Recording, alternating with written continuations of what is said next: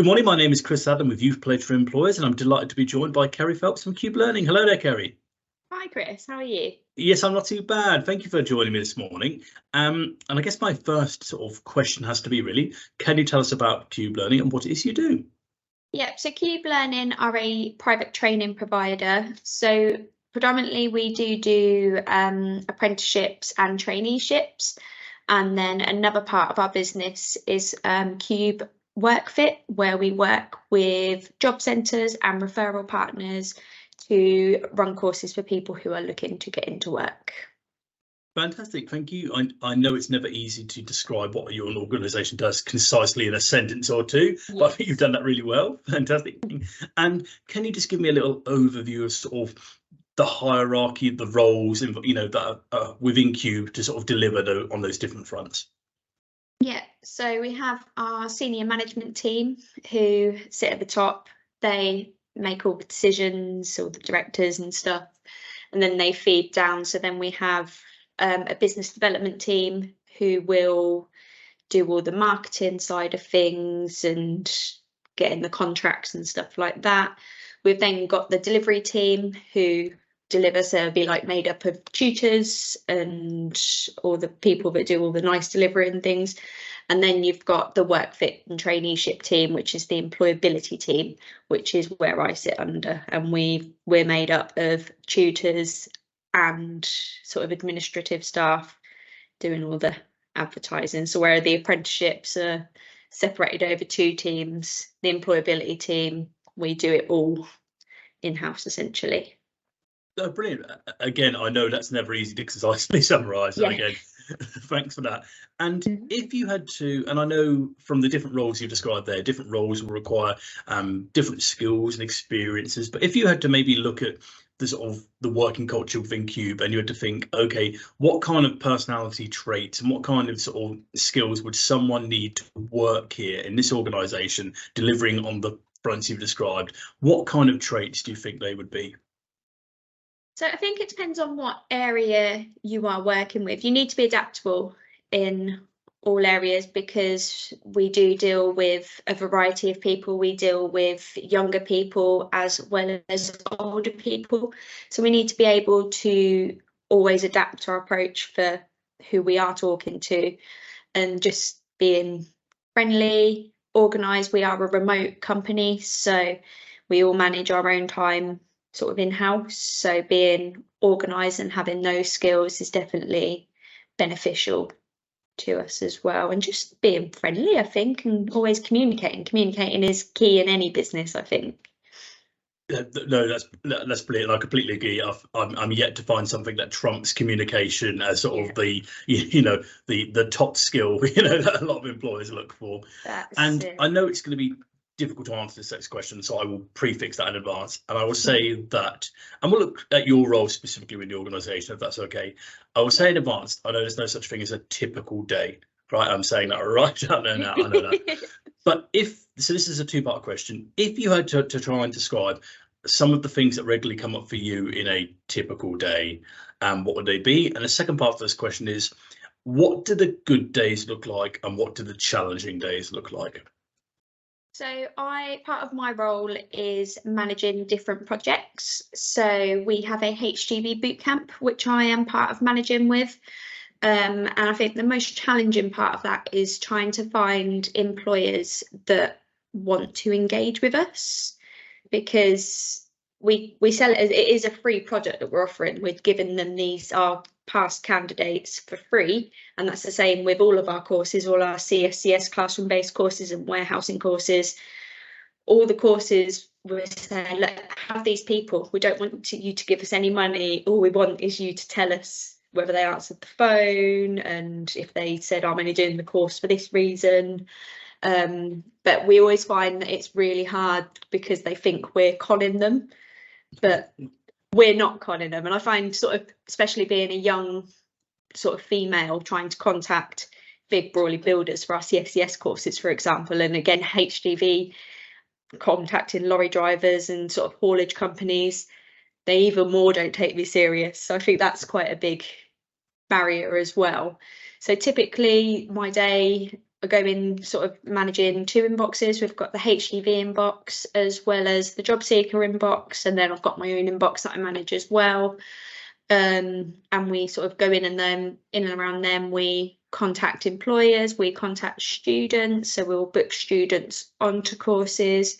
We also do a lot of online courses, so it'll be contacting those referrals and doing eligibility checks to make sure they can do their course. So a good day, we get all the courses filled, all that we've all got employers, everyone's been communicating.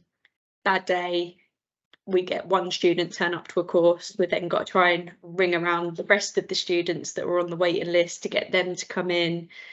So it can have its challenges, I think, as most things can, but it is very rewarding when everything goes smoothly and someone's done the course and got an apprenticeship out of it, or a traineeship, or got just a job out of it, because that is our main aim, is to get people back into work. Essentially, that is what we want from everything.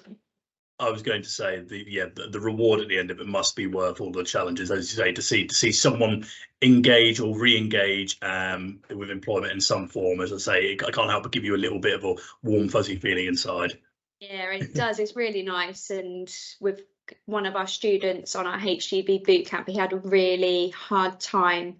One of the providers that we were using were not as, he's deaf basically, so he suffers, he's got a cochlear hearing implant, and the provider we did put him with weren't as accepting of that, and they gave him quite a hard time. So we spent a lot of time working with him, finding another provider who would give him what he needed, and he actually has passed his HGV license. And it was a rocky road, but we were so pleased for him. And now we're facing the barrier of trying to find an employer that will give him that one chance. Yeah. But it's so rewarding when you can just see how pleased people are to finally get this chance, almost, because I think that's what people just need. They just need a chance to do it again and get out of their little rut that they're in. Yeah. Oh, that's fantastic. And as you said, yeah, I completely agree that sometimes people just need, I say, the right chance with the right employer, and then, then they're away. As I say, sometimes it can be a little bit of a staggered start, as I say, if people haven't had the right opportunities at the right time. But as you say, finally getting that puzzle piece in the correct spot, you complete a great picture. It's fantastic. My next question really is, you've spoken a bit about some of these skills, you think you need to work within Qube, like I say, sort of communication, adaptability.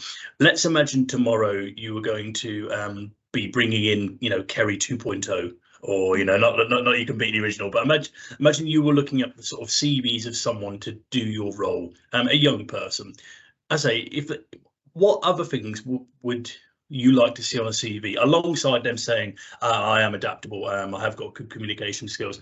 What kind of things would you like to see, whether it's in their experiences, their hobbies, their interests, how they describe themselves, that would make you think, what, you'd really be able to hit the ground running here? Yeah, so I think we deal with Microsoft packages quite a lot, so having those kind of things on your CV, that you're fluent with sort of IT and technology.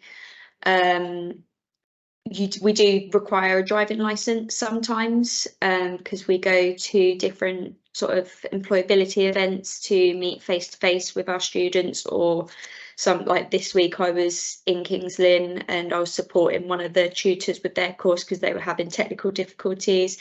So driving license can be quite essential to the role sometimes, and punctuation, good sort of communication with sort of how their CV is written will always give you a good thing, and always come in with a cover letter.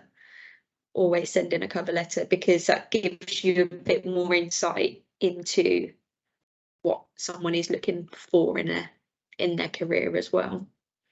Fantastic. No, thank you. I always find that's an interesting question to ask and get a response on, to see what people think, actually, how they perceive, the skills and experiences, and, that are required to do their role. As you always have to suddenly do a bit of soul searching, thinking like, oh, actually, what skills do I have? What is required? Yeah, I think it's always hard to get it from a CV as well, because some people aren't as good as putting things down on paper. as they are talking over the phone and stuff like that as well. So I think it's always quite difficult just to get it from a CV, isn't it? And just written communication. Sometimes you do just need to speak with people or meet with them face to face to get the answers that you need. Yeah, no, I completely agree.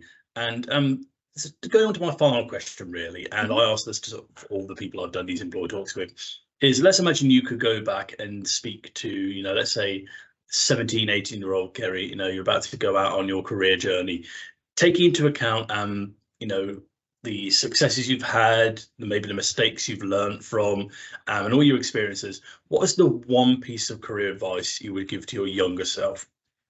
I think just not say no to different opportunities, so just follow that gut instinct, because I think you always know in your gut whether you're accepting something for the right reasons.